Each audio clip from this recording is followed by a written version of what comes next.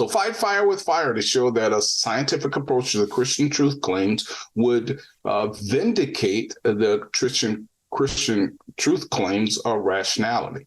So the dominant work our authors tell us of apologetics to appear in this context was Joseph Butler's Analogy of Religion, written in 1736. And they suggest that Butler can arguably be called the father of evidentialism, even though, as we'll see throughout this chapter, his apologetic was only a precursor to the evidentialist approach. Right. Butler's approach quickly became a dominant conservative Protestant apologetics, especially in the English-speaking countries. This line of argument was commonly called natural theology.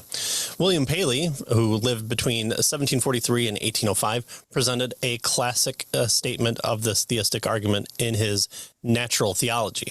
Paley argues that from the contrivances evident in nature, one may infer that God is one, personal, intelligent, omnipotent, omniscient, omnipresent, eternal, self-existent, spiritual, and good. So all those things can be derived from nature itself. Yeah. In his conclusion, he explains the purpose of this line of reasoning. And so if Paley might sound familiar for those who have watched the show before, Paley is one of the people that Lydia McGrew credits to her idea of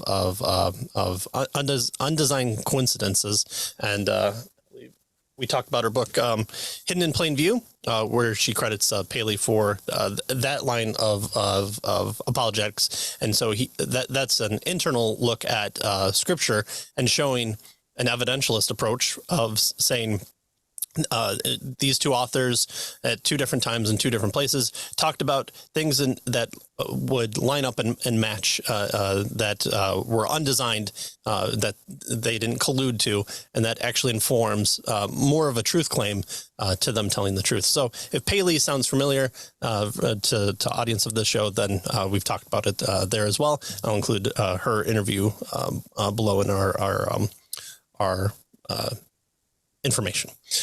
So although Paley expects that most of his readers already believe in God, he suggests that when that belief is tested, it will be helpful to, as he says, to find a support in argument for what we have taken upon authority. So furthermore, studying nature in order to find evidence of God enhances our awareness of God's hand in everything around us, which does fall in line with our even the presuppositionalist's favorite passage of Romans 1, where it talks about that God can be seen in nature as well, but also specifically in specific special revelation. So, but even Calvin would starts out his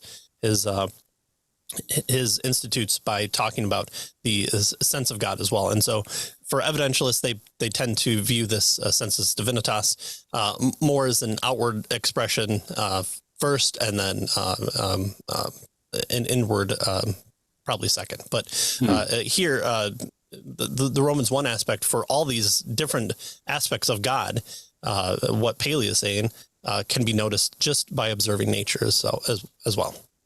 Yeah, good. And along these same lines, our authors tell us there was the rise of the legal evidence model, right? So Paley's argument was representative of a century-long trend of apologists developing historical inductive arguments defending the biblical miracles, and of course, especially the resurrection of Jesus. But the epistemological basis, right, the study of knowledge here, for such apologetic arguments was the British empiricism pioneered by the philosopher John Locke. And so you'll recall that Locke was a representational realist with regard to his epistemology. He felt like there was a real world that existed out there, and that we represented the real world with the ideas that we had in our minds, right? And we got those representations as a result of our sense experience. And thus, that's what empiricism is all about, right? Knowledge comes through sense experience.